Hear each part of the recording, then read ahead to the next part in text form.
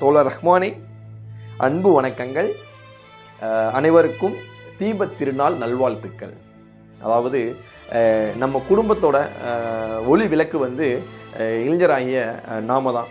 நாம் வந்து சோம்பலில் கிடந்து நாம் வந்து இருந்தோம் அப்படின்னா நம்மளோட குடும்பம் வந்து ஒரு தரைக்குறவான ஒரு கீழ்நிலைக்கு வந்து போயிடும்.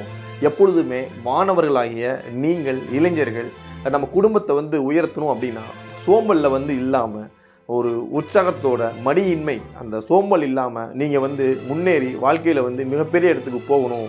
உங்கள் குடும்பத்தோட அந்த ஒளி விளக்கை வந்து நீங்கள் நல்லா எரிய விடணும். அப்போ தான் வந்து உங்களுக்கு ஒவ்வொரு நாளும் தீபாவளியாக இருக்கும் அப்படின்ட்டு வள்ளுவ பெருந்தகை ஒரு அழகான குரலில் சொல்கிறாங்க. குடி என்னும் குன்றா விளக்கம் மடி என்னும் மாசூர மாய்ந்து கெடும்.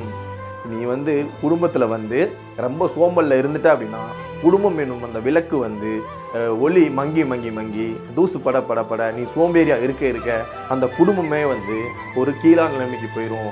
ஆகையால் நீ எப்பொழுதுமே சரி ஒரு தன்னம்பிக்கையோட ஒரு முயற்சியோட ஒரு முன்னேற்றத்தோட நீ வந்து மென்மேலும் முன்னேறி வரணும் அப்படின்ட்டு இந்த தீபத் திருநாள் அன்று உங்களை வாழ்த்தும் தோழர் ரஹ்மானின் அன்பு வணக்கங்கள். என்றும் உங்கள் அன்புடன் தோழர் ரஹ்மான்.